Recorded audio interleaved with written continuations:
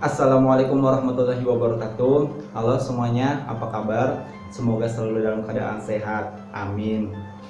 Baik, kali ini kita akan mempelajari materi tentang penelitian asosiatif dan penelitian eksperimen yang akan disampaikan oleh kelompok 2. Nah, berikut ini adalah keanggotaan dari kelompok 2. Oke teman-teman, sebelum kepada pembahasan, siapkan buku dan pena ya, karena dengan menulis akan lebih mengikat ilmu yang kita pelajari.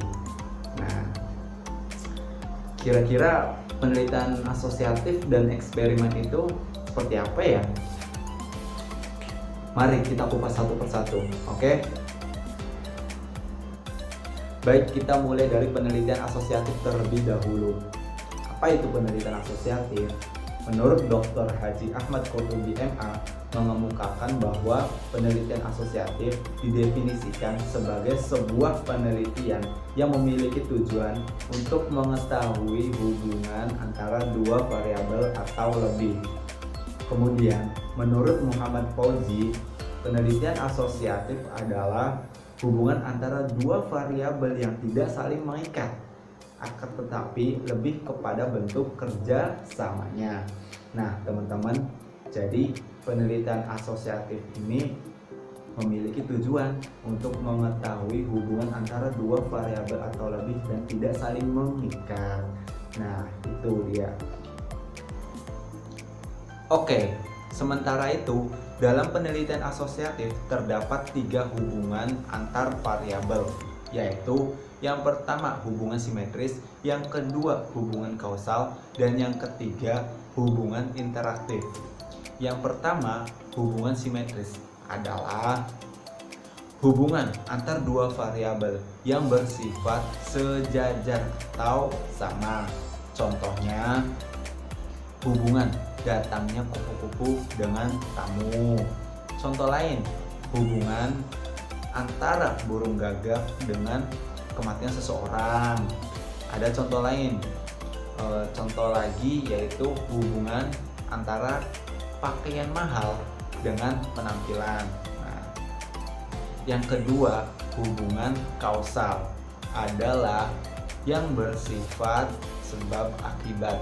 Contohnya, pengaruh pendidikan orang tua terhadap prestasi belajar anak di SD Kabupaten Cirebon contohnya.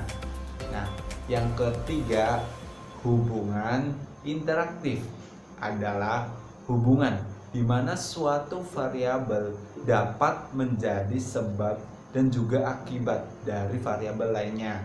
Contohnya itu adalah hubungan antara lulusan terbaik dengan sekolah favorit. Nah, itu dia tentang penelitian asosiatif. Kemudian, penelitian eksperimen akan dilanjutkan oleh teman-teman saya yang lainnya dari kelompok 2. Oke, go! Selanjutnya, kita akan membahas mengenai penelitian eksperimen. Sebelumnya, saya akan menjelaskan mengenai arti dari penelitian eksperimen itu sendiri. Di sini menurut KBBI, penelitian adalah kegiatan pengumpulan, pengolahan, analisis, dan penyajian data yang dilakukan secara sistematis untuk memecahkan suatu persoalan dan menguji suatu hipotesis untuk mengembangkan prinsip-prinsip umum. Sementara eksperimen adalah percobaan yang bersistem dan berencana untuk membuktikan kebenaran suatu teori dan sebagainya. Di sini ada beberapa pengertian menurut para ahli. Menurut Arboleda, penelitian eksperimen adalah penelitian di mana peneliti dengan sengaja melakukan manipulasi terhadap suatu atau lebih variabel dengan suatu cara yang dapat mempengaruhi variabel tersebut. Menurut Kerlinger, penelitian eksperimen adalah penelitian di mana peneliti melakukan manipulasi dan kontrol terhadap satu atau lebih variabel bebas, sekaligus pengamatan terhadap variabel-variabel lain yang terkait untuk menemukan variasi yang muncul karena adanya manipulasi tersebut. Assalamualaikum. saya Tami Masruro ingin menjelaskan tentang tujuan penelitian eksperimen. Nah, penelitian eksperimen itu dilakukan untuk apa sih? Ya, untuk mengetahui hubungan sebab akibat yang tercipta antar variabel. Penelitian eksperimen itu akan meneliti pengaruh suatu perlakuan tertentu terhadap sebuah variabel dibandingkan dengan variabel lain dengan perlakuan yang berbeda. Intinya, di sana disebutkan bahwa variabel satu ke variabel lain itu diperlakukan dengan variabel yang berbeda, jadi tidak ada sama. Misalnya apa sih? Ya, misalnya itu penelitian eksperimen yang dilakukan dalam bidang pendidikan. Biasanya bertujuan untuk menilai dan membuktikan pengaruh pembelajaran metode problem solving terhadap prestasi belajar jika dibandingkan dengan metode konvensional. Sekian, terima kasih. Lanjut ke poin variabel dalam penelitian eksperimen. Variabel dalam penelitian eksperimen terdapat dua jenis variabel, yaitu yang pertama, variabel eksperimental. Yang dimaksud dengan variabel eksperimental adalah variabel yang berkaitan dan diterapkan secara langsung dengan tujuan untuk mengetahui seperti apa pengaruhnya terhadap gejala tertentu. Yang kedua, variabel non-eksperimental. Variabel non-eksperimental adalah variabel yang dilakukan secara tidak sengaja, namun nantinya dapat mempengaruhi hasil eksperimennya.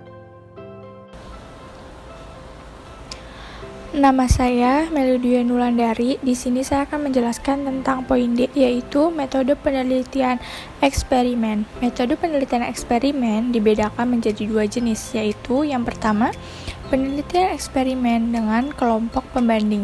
Metode yang pertama ini melibatkan kelompok pembanding atau control group. Pada metode ini, ada dua variabel yang diteliti dengan memberikan perlakuan yang berbeda.